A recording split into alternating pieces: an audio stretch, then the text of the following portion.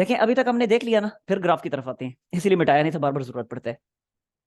देखें यहां तक हमने देख लिया कि हमने external magnetic field point B पे लाके जीरो कर दी, लेकिन उसके बावजूद इंटरनल मैग्नेटिक फील्ड अभी भी अच्छी खासी अमाउंट में उसके अंदर मौजूद है, मटेरियल के अंदर।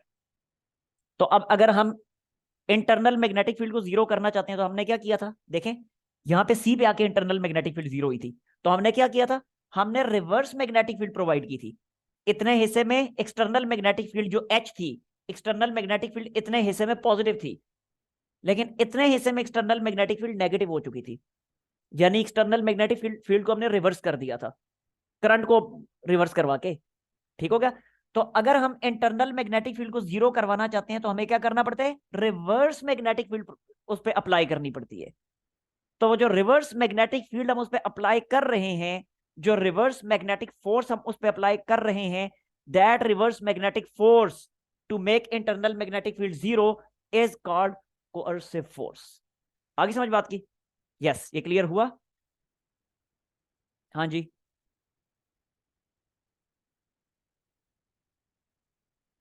बोल भी दें।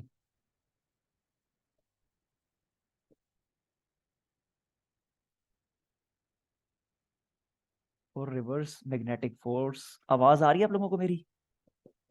और जी सर, रिवर्स आ रही। Magnetic force, reverse magnetic field और reverse magnetic force applied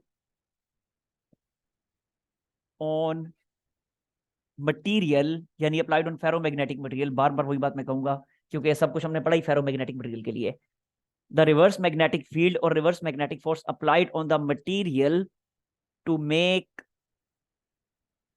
to make internal to make internal magnetic field to make internal magnetic field B, internal magnetic field B zero is called is called coercive force।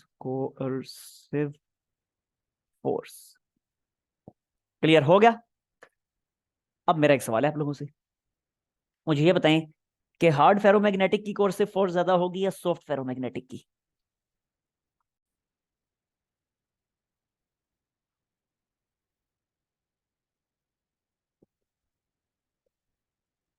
Coercive force of hard ferromagnetic और दूसरी तरफ coercive force of coercive force of soft ferromagnetic, soft ferromagnetic किसकी ज्यादा होगी? ये सोचने की बात है, सीधी सीधी बात है कि हार्ड फेरोमैग्नेटिक के केस में, हार्ड फेरोमैग्नेटिक कौन से होते हैं कि जिनकी इंटरनल मैग्नेटिक फील्ड इतने आराम से जीरो नहीं होती। सॉफ्ट फेरोमैग्नेटिक की इंटरनल मैग्नेटिक फील्ड बड़े आराम से जीरो हो जाती है। तो इसका मतलब है कि हार्ड की क्योंकि इतने आराम से जीरो नहीं होती, तो अच्छी खासी रिवर्स फोर्स हमें अप्लाई करनी पड़ेगी हार्ड की इंटरनल मैग्नेटिक फील्ड को जीरो करने के लिए। लिहाजा हार्ड की कोर्स से फोर्स ज्यादा हुई, सिंपल। इसमें कौन सी ऐसी सोचने वाली बात थी जी? देखें सॉफ्ट फेरोमैग्नेटिक का ग्राफ कैसा बनेगा, बिल्कुल सिंपल सी बात है, एक दफा फिर मैं ग्राफ ड्रा करता हूं।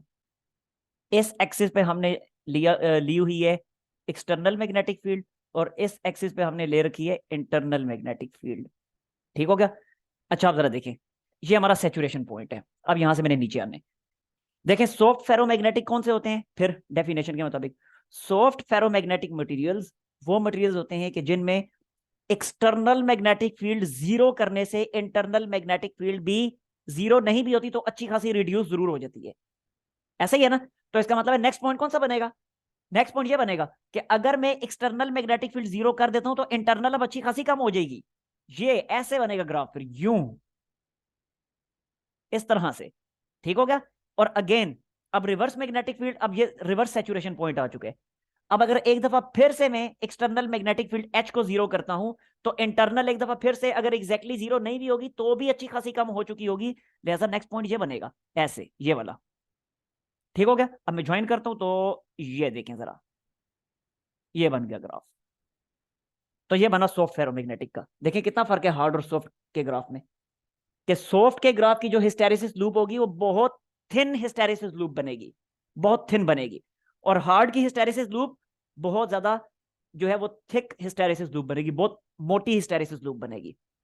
और उसकी वजह बिल्कुल क्लियर है, वजह उसकी वही है, इनकी डेफिनेशन, कि सॉफ्ट के केस में एक्सटर्नल मैग्नेटिक फील्ड रिमूव जब कर दी तो इंटरनल भी अच्छी खासी कम हो चुकी है। लेकिन यहां पे क्या था हार्ड के केस में, हार्ड के केस में जब एक्सटर्नल रिमूव की तो इंटरनल तब भी अच्छी खासी अमाउंट में अभी उसके अंदर मौजूद थी, अच्छी खासी रेजिडुअल मैग्नेटिक फील्ड हार्ड में मौजूद थी। अभी हमने देखा कि हार्ड में रेजिडुअल मैग्नेटिक फील्ड ज्यादा होती है, सॉफ्ट में कम होती है। तो हार्ड में अच्छी खासी रेजिडुअल मैग्नेटिक फील्ड अभी भी मौजूद थी एक्सटर्नल के रिमूव करने के बाद भी। लेकिन यहां पे क्या हुआ सॉफ्ट के केस में, जब एक्सटर्नल रिमूव कर दी तो रेजिडुअल मैग्नेटिक फील्ड बहुत थोड़ी रहेगी, दैट्स वाई इसकी लूप जो बहुत थिन लूप बनती है। ये चीज क्लियर हुई आप लोगों को? यस। अब मैं बता देता हूँ कि इसकी थिन लूप क्यों बन रही है, बता तो दिया, अब लिख देता हूँ। It has thin hysteresis loop, thin hysteresis loop, it has thin hysteresis loop, so that because it has thin hysteresis loop, because क्यों thin hysteresis loop, because it has they have, sorry not it has, क्योंकि ferromagnetic materials बहुत सारे हैं, और यहां पे भी they have thin hysteresis loop, because क्यों, because they have very small residual magnetic field,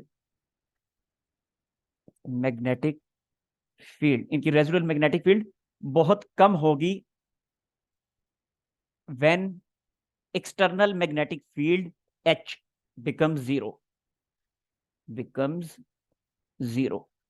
अब क्योंकि इनकी रेजिडुअल मैग्नेटिक फील्ड बहुत कम है, तो लिहाजा अब अगर इनको इनके इंटरनल मैग्नेटिक फील्ड को अगर मैं एग्जैक्टली जीरो पे लाना चाहता हूं, यानी रेजिडुअल मैग्नेटिक फील्ड जो है उसको अगर मैं बिल्कुल जीरो कर देना चाहता हूं, तो बहुत थोड़ी सी रिवर्स फोर्स की जरूरत पड़ेगी, और रिवर्स फोर्स का ही नाम था कोर्सिव फोर्स। तो इसका मतलब है बहुत थोड़ी सी कोर्सिव फोर्स की जरूरत पड़ेगी। ठीक हो गया? So they have very small coercive force, so they have very small coercive force, very small coercive force। yes, is it clear? आप कोई मसला तो पूछ लें।